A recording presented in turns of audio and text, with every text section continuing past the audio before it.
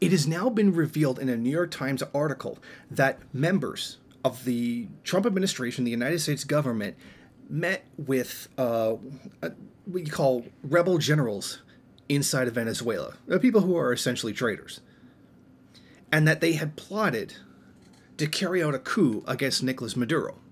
But of course, the American society, whether that be conservative or liberal, because liberals are wholly to blame in this situation, just as much as conservatives are, that such a thing never happened. America doesn't do that. Why would they just make that up and just say that about us? Well, this information has been revealed by interviews with individuals who were actually involved in the plot. I mean, it should be obvious that the United States carries out coups against countries all the time, particularly socialist ones. They're always trying to destroy them and destabilize them. I mean, that's not even a secret. That's not even something that the system even really tries all that hard to cover up. And they constantly say, you get people constantly saying, oh, the U.S. didn't do anything to Venezuela. Venezuela doesn't work because socialism doesn't work, etc. Oh, you know, the sanctions don't do anything, but we're going to put more sanctions on them. You know, that kind of weird, you know, contradictory statement that socialism doesn't work. And then when you point out the damage that the sanctions do, they then turn around and say, well, they don't really do anything. Then what's the point of having sanctions on the country? Like, it doesn't even make any sense. Why would you do something that doesn't do anything and then repeatedly do it over and over again? I mean, to those of us on the left, the actual left, this is not surprising whatsoever that the United States would try to coup the Venezuelan government. I mean, it's not like they did it once before and there's like essentially a whole book written on it detailing all of the proof of what was going on by a Venezuelan-American lawyer and author as well. This book is a few years old. This goes back to when Chavez the United States attempted to coup Hugo Chavez, but this book by Eva Gollinger perfectly details everything that was going on, all the information, U.S. diplomatic cables that were being exchanged at the time, all that good stuff. It proves exactly what the United States was trying to do. But yet, even though you have proof that the U.S. tried to coup Venezuela once before, you've still got the talking heads denying it.